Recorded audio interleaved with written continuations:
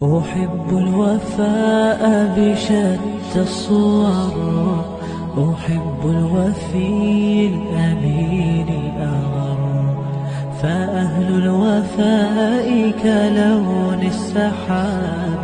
ذکر وَإِنَّا لَهُ لَحَافِظُونَ۔ پھر اللہ تبارک و تعالی فرماتا ہے ما يُبَدَّلُ الْقَوْلُ لَدَيَّ، جو ہمارا حکم ہے وہ کبھی بدلتا نہیں ہے، جو حکم ہم نے نازل ہوا ہے اس کے اندر کوئی بات کی رتی برابر رد و بدل نہیں ہو سکتا۔ اسی لیے آج تک ہمارا جو بھی حافظ آج کا ہو یا قیامت تک جتنے بھی آئیں گے، حضرت سیدنا صدیق اکبر کے دور کا حافظ ہو، ہر ایک کے قرآن پڑھنے کی ترتیب ایک ہی ہے، کوئی آگے اور پیچھے نہیں کر سکتا تھا۔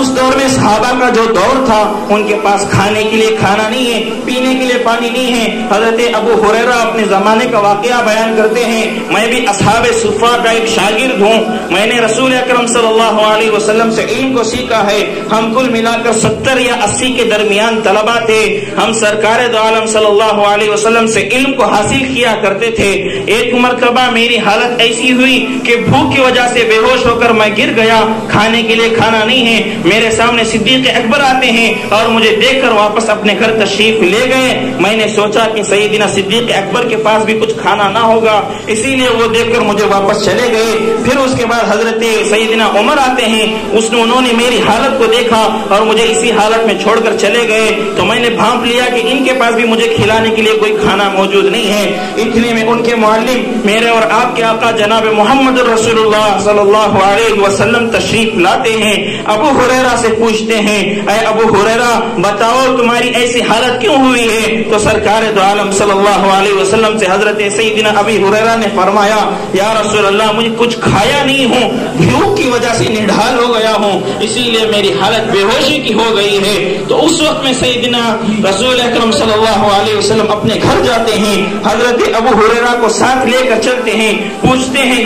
گھر میں کھانے کے لیے کوئی چیز موجود ہے؟ اندر سے آواز آتی ہے دودھ کا ایک پیالہ موجود ہے۔ حضرت ابو ہریرہ رضی اللہ تعالیٰ عنہ فرماتے ہیں، میں دل ہی دل میں خوش ہو گیا کہ کھانے کے لیے کچھ مجھے مل گیا، میری بھوک اور پیاس ختم ہو جائے گی، اسی لیے کہ اللہ تبارک و تعالیٰ نے دودھ کے اندر کھانا بھی رکھا ہے اور پانی کو بھی رکھا ہے، یہ پیاس کو بھی بجھاتا ہے اور شکم کو بھی سیر کر دیتا ہے۔ سیدنا ابو ہریرہ رضی اللہ تعالیٰ عنہ خوش ہو رہے ہیں، اتنے میں سرکار دو عالم صلی اللہ علیہ وسلم نے فرمایا، اے ابو ہریرہ جاؤ، جا کر تم اپنے ساتھیوں کو بھی بلا کر لے کر آؤ۔ جس طرح ہمارے بڑے حضرت جو کوئی چیز کو تقسیم کرنا ہوتا ہے یا بچوں سے کچھ رائے مشورہ کرنا ہے، کچھ چیز بانٹنے ہوتا ہے، تو حضرت جس طرح تمام طلبہ کی خیال رکھتے ہیں، جس طرح ہمارے ذمہ دار اگر مارکیٹ میں آتے ہیں کوئی مچھلی وغیرہ انہیں خریدنا ہوتا ہے، جاتے وقت میں نے دیکھا ہے ایک مرتبہ کا واقعہ ہے کہ مدرسے کے ذمہ داروں میں سے ایک ذمہ دار اپنے گھر مچھلی وغیرہ لے کر جا رہے تھے، میں نیچے کھڑا ہوا تھا، اسی وقت میں بڑے حضرت سے انہوں نے پوچھا کہ مدرسے میں سالن کیا پکا ہوا ہے؟ غالباً حضرت نے اس وقت فرمایا تھا دال اور پپڑ ہوگا، تو اس وقت میں ہمارے مدرسے کے ذمہ دار نے مارکیٹ جا کر 5 کلو بانگڑے میرے ہاتھ سے دے کر بھیجے تھے، آج بھی مجھے وہ بات یاد ہے۔ تو سرکار دو عالم صلی اللہ علیہ وسلم نے حضرت ابو ہریرہ کو بھیجا اور تمام طلباء کو جو اصحاب صفہ کے طالب العلم تھے انہیں بلایا، اور اس وقت میں حضرت ابو ہریرہ فرماتے ہیں یہاں سے کہ سرکار نے تمام ساتھیوں کو بلانے کا کہا ہے تو غالباً مجھے ہی بانٹنے کا بھی کہیں گے اور آخر میں کچھ دودھ باقی نہیں ہوگا، اسی لیے میں نڈال ہی رہوں گا۔ پھر بھی سرکار دو عالم صلی اللہ علیہ وسلم کا حکم تھا، سرکار دو عالم صلی اللہ علیہ وسلم نے حضرت ابو ہریرہ سے فرمایا کہ اپنے ساتھیوں کو بھی دودھ پلاؤ۔ ساروں کو پلانے کے بعد پھر دیکھا کہ حضرت ابو ہریرہ نے کہ پیالے میں جتنا دودھ تھا اب بھی اتنا ہی باقی ہے۔ پھر سرکار دو عالم صلی اللہ علیہ وسلم نے فرمایا، اے ابو ہریرہ اب تم پیو اس پیالے سے۔ حضرت ابو ہریرہ فرماتے ہیں کہ میں نے اس پیالے سے دودھ کو پیا، اب بھی اتنا ہی موجود ہے۔ سرکار نے پھر فرمایا، اے ابو ہریرہ دوبارہ پیو، میں نے پیا یہاں تک کہ شکم سیر ہو گیا۔ پھر اس کے بعد سرکار دو عالم سے ابو ہریرہ پھر پیو، تو حضرت ابو ہریرہ فرماتے ہیں میں نے کہا شبیتو یا رسول اللہ، اے رسول اللہ صلی اللہ علیہ وسلم شکم سیر ہو گیا ہوں، اب پینے کی مجھ میں طاقت نہیں ہے۔ اس کے بعد آخر میں سرکار دو عالم صلی اللہ علیہ وسلم نے دودھ کو پیا تھا۔ جس طرح صحابہ کے معلم سرکار دو عالم صلی اللہ علیہ وسلم اس دور میں تھے اور آج بھی ہیں، اسی طرح ہمارے بڑے حضرت یہاں بیٹھے ہیں، جب تک طلبا کا کھانا نہیں ہوتا تھا حضرت دامت برکاتہم اپنے گھر کو تشریف نہیں لے جاتے تھے کہ کھلانے تک حضرت مدرسے ہی میں رہتے تھے اور طلبا کی نگرانی کرتے تھے اور آ کر دیکھتے تھے کہ کھانے میں کیا پکا ہے اور بچے کیا کھا رہے ہیں۔ جس طرح اصحاب صفہ صحابہ کا اور سرکار دو عالم صلی اللہ علیہ وسلم کا مدرسہ تھا، مدرسے میں ریڑھ کی ہڈی کے مانند جو چیز ہے وہ اگر بچہ رہ کر پڑھ رہا ہے تو اسے کھانے پینے کی ضرورت پڑتی ہے۔ جس طرح ابو ہریرہ رضی اللہ تعالیٰ عنہ کھانے پینے کی وجہ سے نڈھال پڑ گئے تھے۔ اگر کسی مدرسے کے اندر کھانے پینے کا منظم انتظام نہ ہو تو بچوں کے لیے بھی دشواری ہو جاتی ہے، تو مدرسے کے اندر مطبخ کا ہونا، کچن کا ہونا ضروری ہوتا ہے۔ تو اس کے لیے جو